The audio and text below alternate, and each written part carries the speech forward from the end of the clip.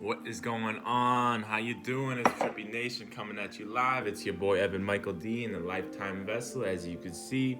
All right, how you doing? How's everything going on, my friendly neighbor world? Okay. Today's topic is about a tough one by its own innate nature. Right. Let's talk about paradigms. Paradigms. If you don't know what a paradigm is a pattern or a model of something. So you are a sum of your both parents, your mom, your dad, coming together, genes and genes, right, and forming a nuclei, and basically you're born, right? So two of their paradigms and their parents and their genetics and everything that's encoded in their own DNA is passed on onto you, right? So technically, your hair, your eyes, your face, all those features are technically a paradigm, a pattern, or a model of your own self. Therefore, a paradigm can also go towards your own life in a form of behaviors, feelings, doings, beings, whatever you are, the states that you are, the states of you. So if you're in a paradigm, it means you're in a pattern, right? And if you want to get out of the pattern, you got to break the chain, right? So if you're say, you're stuck in a negative kind of thought loop, and you keep thinking bad about yourself, you keep thinking doubtful, messages, and you keep watering those and allowing them to come, and eventually it becomes so intoxicating to your own actual body, which is the feeling center, which is the housing of emotions, right? Emotions are just remembered feelings, right? So your whole chemical dependency is adjusted on the frequency of you remembering these negative feelings, these negative patterns, these chemical reactions that are going in your body, that your body gets so used to that it becomes intoxicated in a way of dependency. So therefore, you're actually being addicted to these thought patterns and stuff like that. And it's because of paradigms. And if we don't jump out of ourselves and do different things all the constant time and get ourselves in the new states, we're gonna be sitting in paradigms. And most of the time, our paradigm, which is that, little voice in your head that tells you, oh, you can't do that. No, no, no, no, no, that's not about you. That's, oh, no, no, don't try that, or eat that, or, don't go for a run, sit on the couch. That's your paradigm talking, you telling you, don't do it. And that's like your ego, kind of, in a sense, too. It's like you're protecting part of you. But if you step out of yourself, so what I mean by that is if you do something different. So let's take an example. If you brush your teeth with your opposite hand for a good bit of time, right? Maybe a day, maybe 2 days, maybe a month, maybe 3 years, whatever it is. If it's going against your own pattern, your own model of self, you're going to be creating a new connection within your mind, and creating a new connection within your mind creates a new mind. So therefore, when you put new focus onto a new thing, say learning a new skill, like learning to read more efficiently, or writing more fluently, or speaking more fluently, it allows you to create new connections. Therefore, using more of your brain in different ways. And by doing that, you step out of the comfort zone that you're normally in. And all successful people will say this, though, you're not going to get anywhere in comfortability. You have to get comfortable with being uncomfortable. That's one of the principles that I've been practicing, is get comfortable with being uncomfortable, because I'm in this constant state of newness. And when you're in constant state of newness, change facilitates change.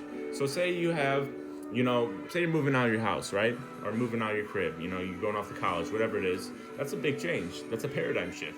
Instead of, partaking in the same behaviors, thoughts, feelings, doings, beings that you were in your home, now you're going to a whole new environment, with a whole new platform, new people, a whole new communication.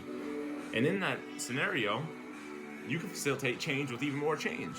So when you're in the state of newness already, if you go on top of more, you expand on more and you take on more, you'll be able to expand yourself more and grow more and retain more, because change facilitates change. And we're always changing in some way, shape, or form: mental, emotional, physical, spiritual, financial, whatever it is.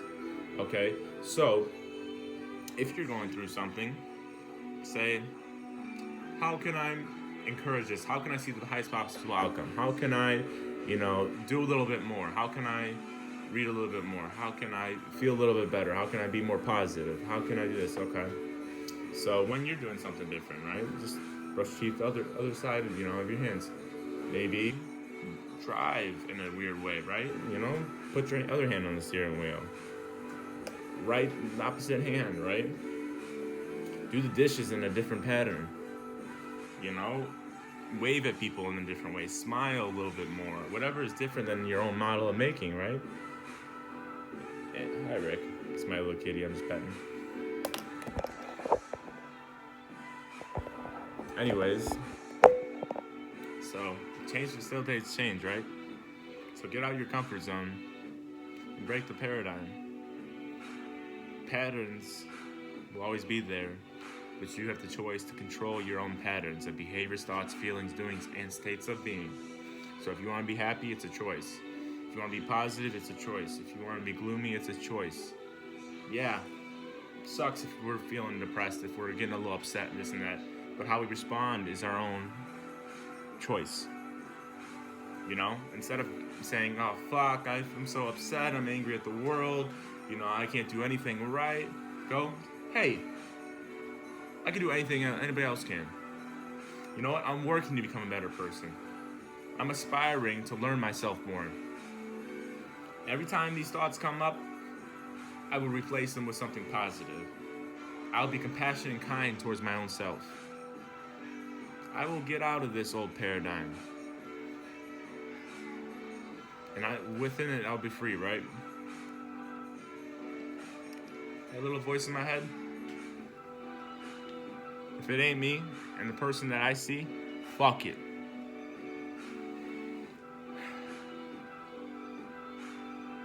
It ain't easy, but you know what? You gotta have a strong platform, right? A strong platform.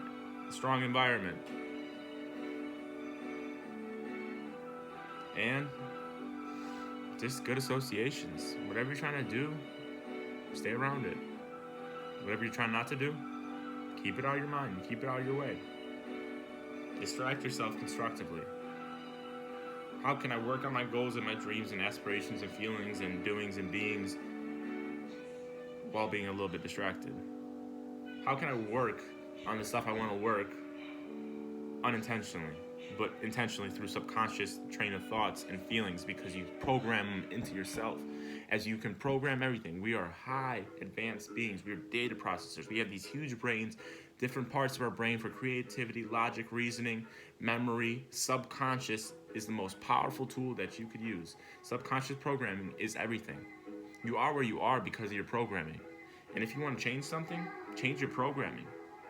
So if I'm stepping out of the office and getting a new job, or moving buildings, maybe getting married, or whatever it is, how can I use this situation to advance myself even further than what normally it would just give me? Right? Program yourself. You want to be happy? Program it in. You want to be more wealthy? Program that shit in. You want to be more loving and get love? Program it in. You want to be more calm and peaceful? Program that shit and get it. Namaste, motherfuckers. I hope you have a great rest of your fucking day. That is it for the moment. Much love and appreciation. Send love to others. It's not for you to keep. Remember, our energy is always coming around, coming, going, flowing, okay? So it's all about directing that energy. Direct it towards whatever you want, okay? Where the focus goes, the energy flows, motherfuckers. So have a great day. Much love and kick it.